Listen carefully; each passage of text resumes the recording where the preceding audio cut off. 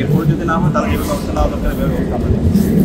এই জায়গায় কেউ যদি অসুবিধা করে আমরা তাকে সতর্ক করবো, এরপর যদি না হয় তাহলে আমরা যা করা দরকার ওইটা করবো, এটা যেন প্রস্তুত থাকতে হবে। ঠিক আছে, তো আপনারা ফর্মালি অ্যাড্রেস করেন, বলেন, না হলে আমরা যাবো।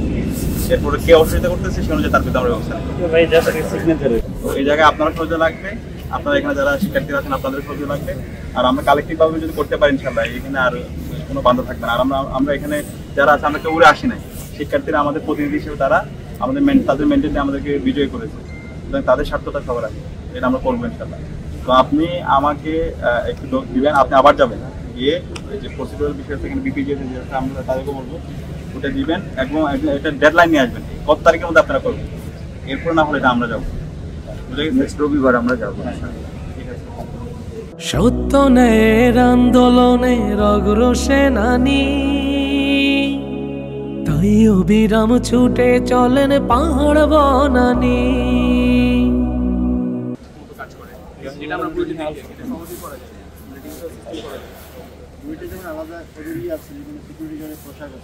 দেখলে বোঝা যায় ভালো আইডিয়া।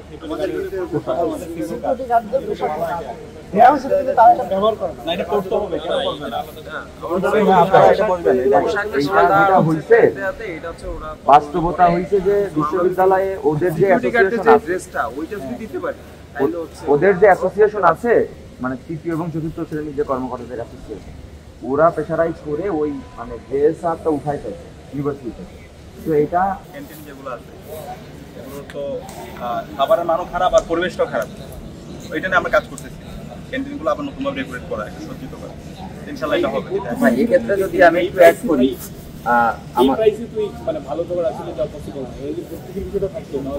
ভর্তুকিটা ভাই আপনারা ভর্তুকিটা হয়তো সরাসরি ভর্তুকিতে আপনারা যেতে পারেন, আমরা জানি না যে লেখারা কি করছেন। সেই জায়গা থেকে আপনারা আপনাদের জায়গা থেকে যদি ইউনিভার্সিটিকে প্রেশারাইজ করে আমাদের ম্যাথে একজন বাবুর্চি, এখানে একজন বাবুর্চি, সহায়ক বাবুর্চি হিসেবে, আর 2 জন করে স্টাফ যদি আপনারা ভাই মানে পদ সৃষ্টি করে নিয়োগ দেওয়ার ব্যবস্থা মানে বিশ্ববিদ্যালয় প্রশাসনের মাধ্যমে করতে পারেন প্রত্যেকটা হলে, তাহলে যেটা হবে যে পরোক্ষ ভর্তুকি বেড়ে যাবে। আমার যে স্টাফের কস্টটা এটা আমাদের পকেট থেকে কাটা হয়, স্টুডেন্টদের পকেট থেকে কাটা হয়। বাবুর্চির কস্টটা 30,000, 35,000, 40,000 টাকা বেতন দিতে হয় বাবুর্চিকে। আমার মনে হয় যে এই ধরনের সাস্টেইনেবল বা টেকসই উন্নয়ন যদি আমরা এখানে ঘটাতে পারি ভাই, তাহলে আমার কাছে মনে হয় যে এটা মানে পরোক্ষভাবে যে আমাদের পকেট থেকে টাকা কাটা হচ্ছে ওইটাও আমাদের স্থায়ী হবে।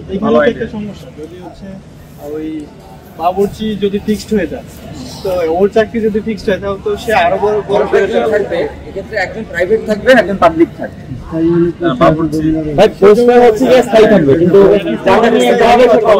আইডিয়া ভালো, এটা বাবুর্চি না হয়ে ম্যানেজমেন্টে দেখে মানে পদটা স্থায়ী থাকবে কিন্তু ব্যক্তি স্থায়ী রেটিং করা হবে প্রয়োজনে, যদি চুক্তিভিত্তিক করা যেতে পারে। বাবুর্চির বেতনটা ছিল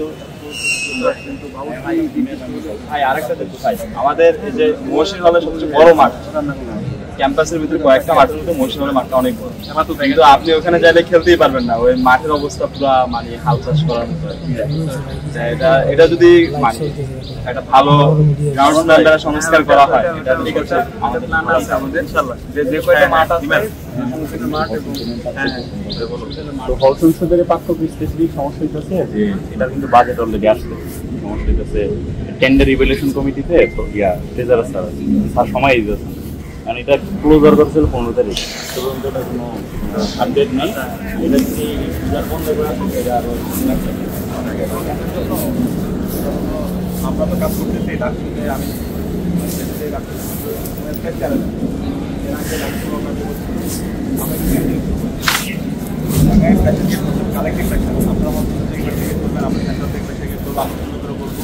এরপরে যদি না হয় তাহলে যেভাবে ব্যবস্থা নেওয়া দরকার এভাবে ব্যবস্থা আমরা নেব। জায়গায় কেউ যদি অসুবিধা করে আমরা তাকে সতর্ক করবো, এরপর যদি না হয় তাহলে আমরা যা করা দরকার ওটা করবো, এটা যেন প্রস্তুত থাকতে হবে।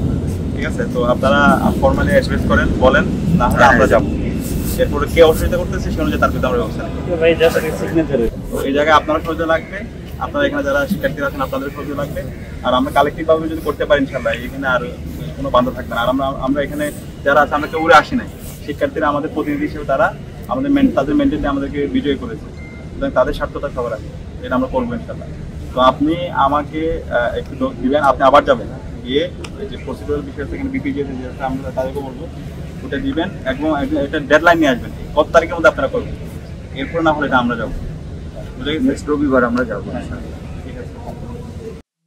শুভ্র এক মানবিক নেতা শুভ্রতা ছড়ান, মানবতার জন্য রাখেন অসীম অবদান।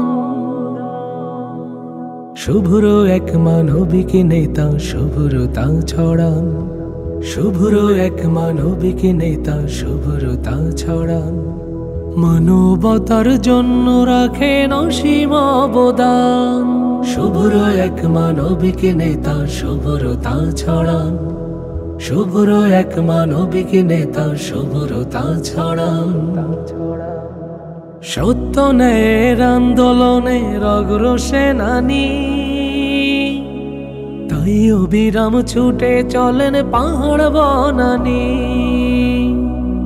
তিনি কায়েমের আন্দোলনের অগ্রসেনানী, তাই অবিরাম ছুটে চলেন পাহাড় বনানী। দেশ পেরিয়ে বহির্বিশ্বে সমাদৃত যিনি, মানবিক সে মানুষটাকে সর্বলোকে চিনি। দেশ পেরিয়ে বহির্বিশ্বে সমাদৃত যিনি, মানবিক সে মানুষটাকে সর্বলোকে চিনি।